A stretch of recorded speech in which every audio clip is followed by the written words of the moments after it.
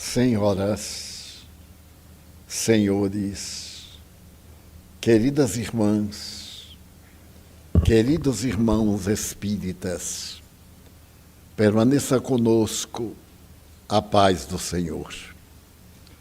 Perguntamo-nos a cada momento de que forma a divindade nos ajuda. E diante da problemática existencial, dos desafios, das angústias, dos dramas que nos surpreendem, gritamos pelo socorro imediato, a fim de que aquelas realizações negativas cedam lugar ao bem, à prosperidade. No entanto, é necessário obedecer a uma lei universal, a lei de reação. O universo movimenta-se em duas leis básicas essenciais: a ação e a reação. Tudo aquilo que fazemos produz um efeito. Todo efeito provém de uma causa.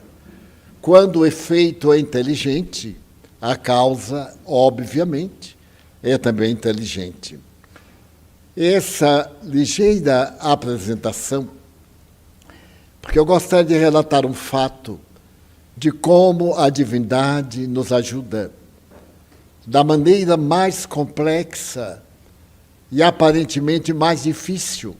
No entanto, dentro de um programa que nos escapa, quando nós reencarnamos, trazemos um mapa de compromissos.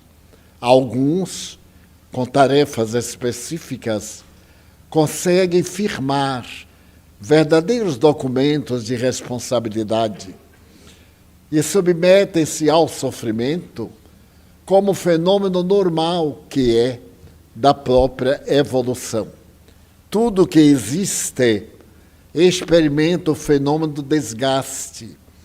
A este fenômeno na criatura humana, nos animais, denominamos como dor, porque a sensibilidade do nosso sistema nervoso capta aquela injunção penosa e nos produz desconforto, desagrado e até a morte. Eu jamais me havia imaginado realizando a tarefa que o Senhor da vida colocou diante de mim. E por volta do ano de 70, havia publicado um livro. Esse livro narra uma história muito especial de uma patologia psiquiátrica. É um fenômeno de desobsessão, mas examinado pela medicina psiquiátrica como de esquizofrenia.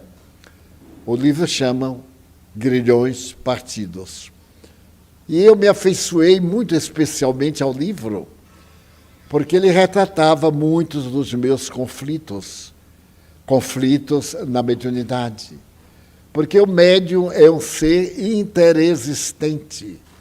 Ele está entre duas formas de vibrações e de existências: a existência orgânica, a existência espiritual. E jamais me havia passado pela mente poder realizar, com os parcos recursos ao meu alcance, a tarefa que se me desenhava. Estando na cidade de Franca, no estado de São Paulo, ao terminar a conferência, uma senhora veio até mim e disse-me que era tchecoslovaca. Vivia no Brasil fazia 30 anos, mas não destruíra as suas raízes com a pátria querida. E ela mantinha correspondência com antigos espiritistas, que então estavam proibidos de exercitar a doutrina por questões do comunismo soviético. A República Tchecoslovaca, a România, Polônia e outros países estavam sob o jugo do comunismo ateu e perverso. E nesse ínterim, amigos que haviam sido expoliados pelo governo comunista perseguido, médiuns que foram internados em sanatórios psiquiátricos, que foram atendidos não para adquirirem cura, mas para adquirirem transtornos, como a esposa de um grande trabalhador. Esse trabalhador era tão dedicado que conseguia manter na cidade um jornal espírita semanal. Isso nos anos 50, 60. Podemos imaginar as dificuldades. E a esposa foi levada para o cárcere porque era médium. Então foi criada uma acusação em nome da mediunidade para ela, que era esquizofrenia. A sua casa foi vasculhada, os livros foram todos tirados, queimados. Ele também foi preso porque estava adotando uma filosofia que não era do Estado, e etc. Mas aconteceu que a esposa dele ficou realmente doente. Um tratamento muito áspero, num sanatório cruel. E ele, escrevendo para essa senhora, pedia que ela colocasse o nome da esposa no livro de preces.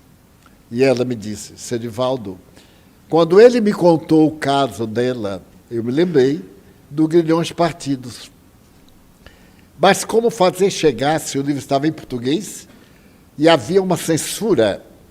Todas as cartas eram lidas pela censura e não eram entregues quando não convinha o Estado. Então eu tive uma ideia. Eu traduzi o livro ao tcheco, com uma dificuldade muito grande, porque no Brasil eu não encontrei dicionários tchecos. E agora tinha um problema de como remeter, já que a comissão de correspondência vedavam tudo aquilo que dizia respeito à fé religiosa. Mas eu tive um sonho. Nesse sonho, alguém me dizia: mande como se fosse carta. Isto é, a primeira frase, uma carta. A segunda frase, a primeira linha do livro. A terceira frase, a carta. E assim as linhas ímpares, a carta, dando notícias, contando fatos. As pares, a história que estava narrada no livro. E graças a esse expediente, eu consegui mandar o livro todo em 6 meses. E não fui pegada pela censura. Porém, ele conseguiu retirar a esposa do sanatório, porque ela estava desvairada, e aplicou toda a terapêutica que tem no livro Grilhões Partidos. E a esposa ficou curada. Ele, então, mudou de região para uma região em que não era conhecido, o seu passado não era notado, e ele podia viver calmamente, quando um amigo escreveu-lhe, narrando o drama que passava em Varsóvia, a veneranda capital da Polônia. A sua esposa enlouquecera, mas enlouquecera porque via, ouvia, incorporava, sem que ela o quisesse. Era um fenômeno espontâneo, e as autoridades internaram-na em um sanatório psiquiátrico para começar o tratamento da psicopatia. E então, eu comecei a fazer, dizia ele na carta a essa amiga nossa, a traduzir o livro ao polonês e a mandar como se fosse carta. Uma frase, uma carta, outra frase, etc. Então, Divaldo, eu quero lhe avisar que o livro está traduzido ao tcheco-eslovaco. Na época era uma república só, agora são 2. A República Tcheca e a República Eslováquia. Pois bem, e logo mais foi traduzido também por esse homem extraordinário para o polonês.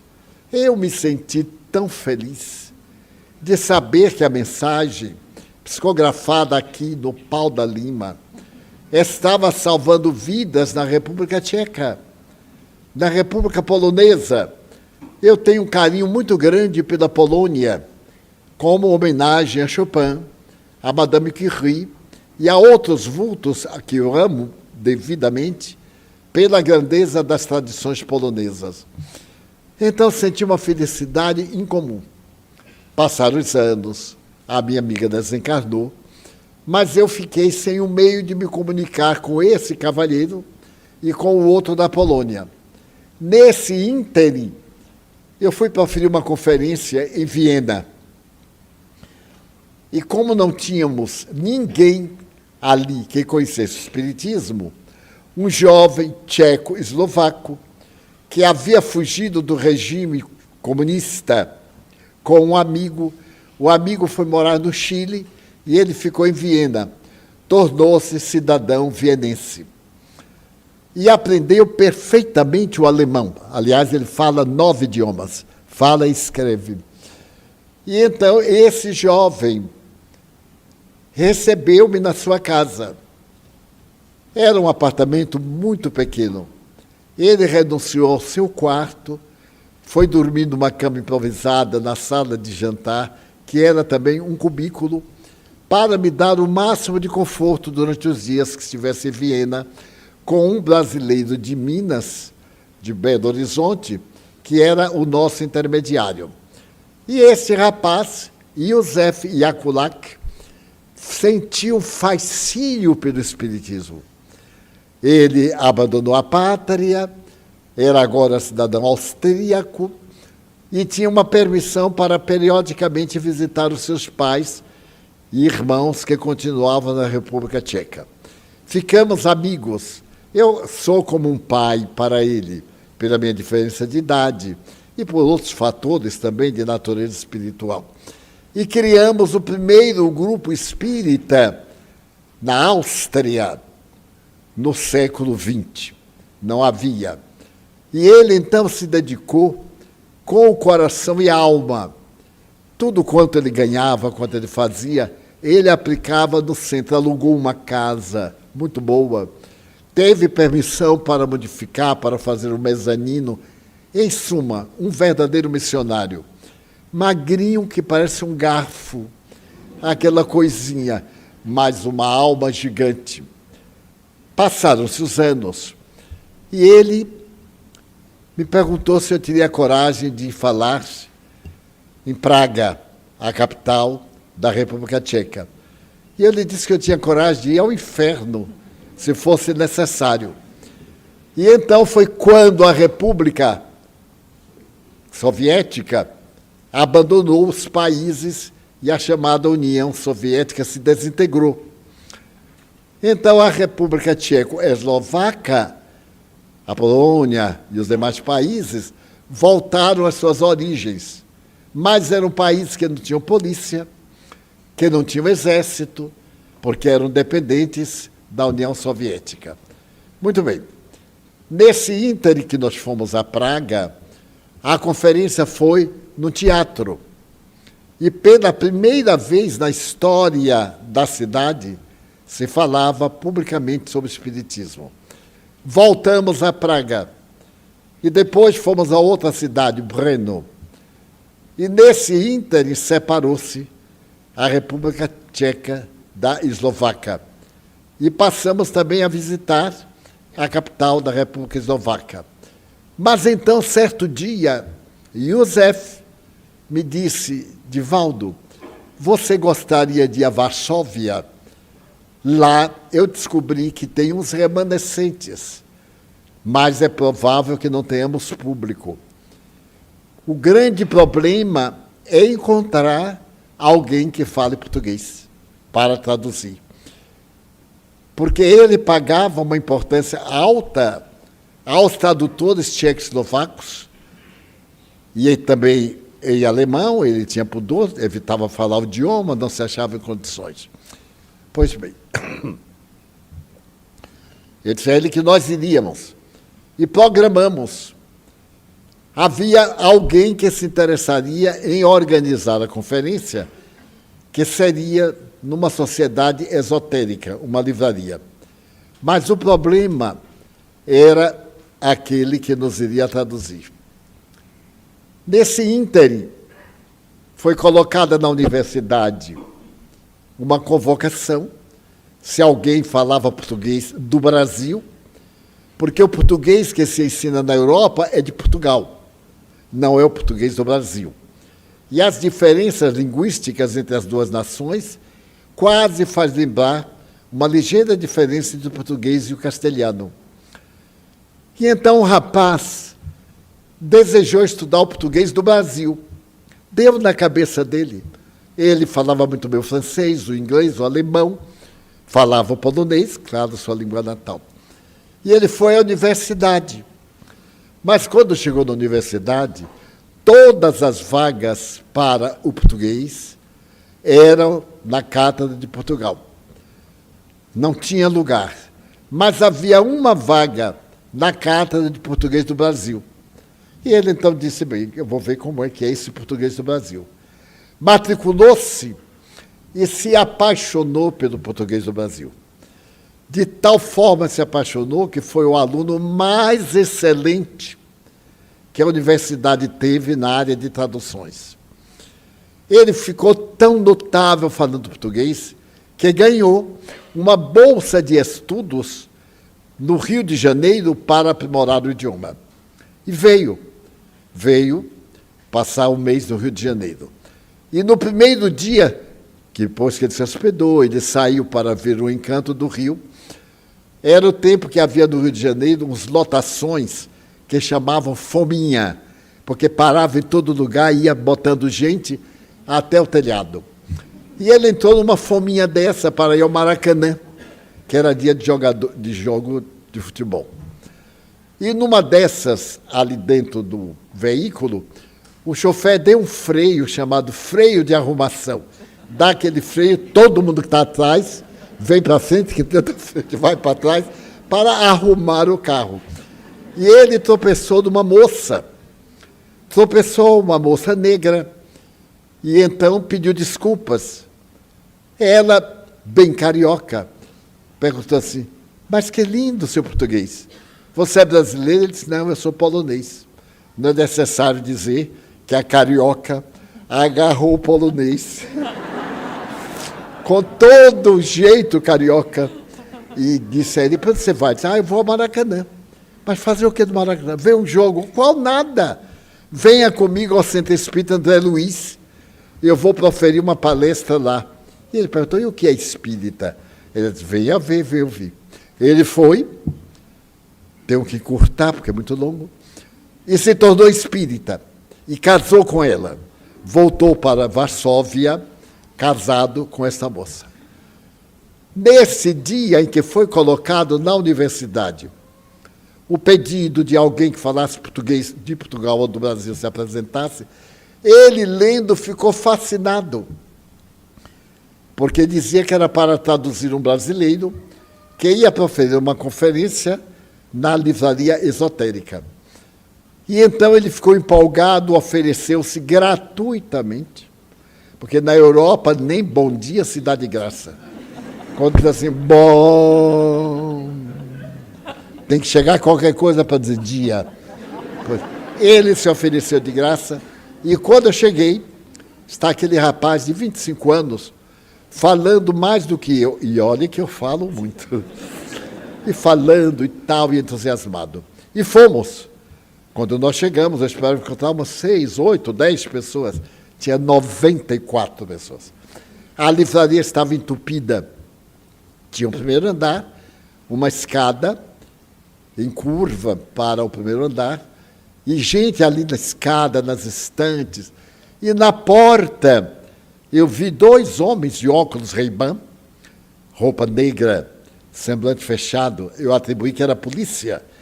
A Polônia ainda não se havia libertado dos últimos representantes da Rússia.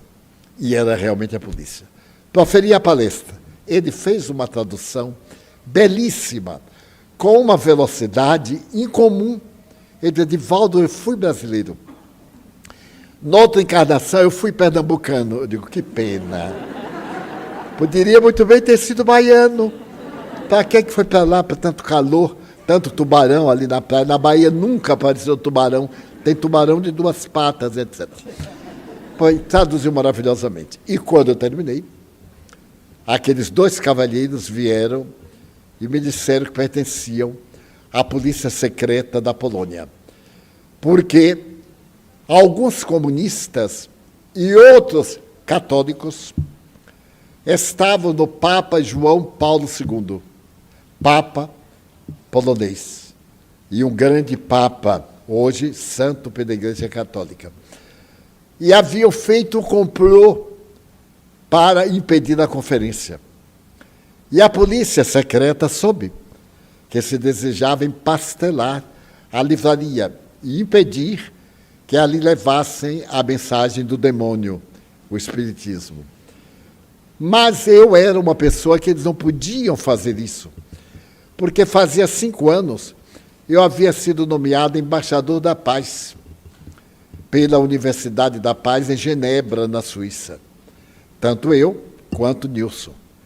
Ora, se eles impedissem de eu pronunciar a conferência, ou fizesse qualquer coisa contra o ato da conferência de um embaixador da paz, iam ter problema muito sério com Haia, a capital da Holanda, onde se hospeda o Centro Internacional dos Embaixadores da Paz. E então eles estavam ali para poder defender-me, mas ficaram encantados com a palestra e perguntaram o que é que poderiam fazer para poder tomar conhecimento dessa doutrina. A diretora da livraria esotérica aproximou-se de mim para agradecer ter ido, ter atraído um grande público que comprou livros gerais e dizer assim: olha, senhor Divaldo, eu quero lhe dar um presente, porque faz muitos anos esteve aqui um senhor que traduziu um livro seu ao polaco. E a esposa dele, que era psicopata, ficou boa. E ele, então, nos deu, para toda vez que soubéssemos de uma pessoa com problemas mentais, emprestássemos o livro.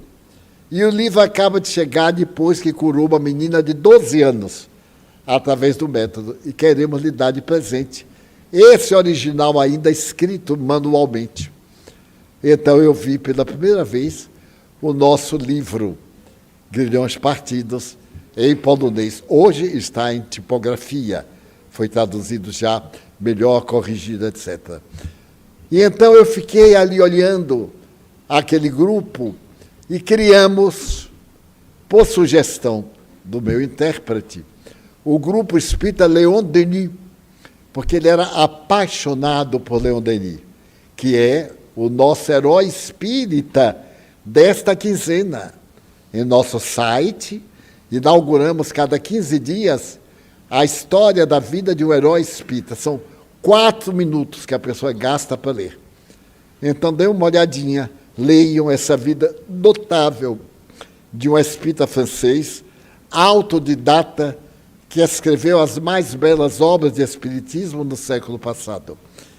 Então, eu estava me preparando para vir, quando o correio deixou uma carta de Józef, mandando-me também o original em tcheco eslovaco, que ele conseguiu com muita dificuldade. E agora nós estamos encaminhando ao nosso arquivo esse livro também, manual, que libertou algumas dezenas de pessoas na República Tcheca. Hoje também está traduzido ao tcheco, ao eslovaco, está traduzido já a 16 idiomas.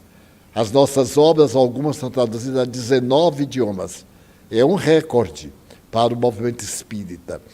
E outras estão sendo traduzidas ainda, mas com essa epidemia, tudo parou, a pandemia. Então, eu estava meditando, quando faltou luz. Eu digo, mas eu quero luz. O Evangelho de Jesus é luz. E houve um problema aqui em nosso circuito, e faltou luz. Eu digo, curioso, faltou a luz ocular, mas a luz da verdade permanece acesa, iluminando as consciências. E ao completar 85 anos, diminui 10. Olha o inconsciente é terrível. Não foi a propósito, não. Como dizia o filósofo Chaves, foi sem querer, querendo. Então, aos 95 anos, saber que o mundo espiritual, através da mediunidade, de qualquer médium que trabalhe para o bem, pode acender luz na treva da ignorância da humanidade. Não se aflijam. O que não deu certo agora está a caminho. E o que deu errado é porque talvez seja a melhor solução para dar certo depois em outras circunstâncias. Gostaria que os senhores meditassem numa coisa como essa, que é algo muito especial e gigantesco de acontecer, especialmente para quem não tem recursos financeiros, não tem nenhuma importância social, nem nas altas políticas, na alta sociedade, relacionamentos destacados, mas que tem a presença de nosso Senhor Jesus Cristo. Então eu desejo que neste ano a presença de Jesus Cristo em seus corações mantenha acesa a luz da verdade e do bem, e os seus sonhos tornem-se realidade, não segundo a sua vontade, mas conforme os desígnios divinos. Passemos à outra parte. Agora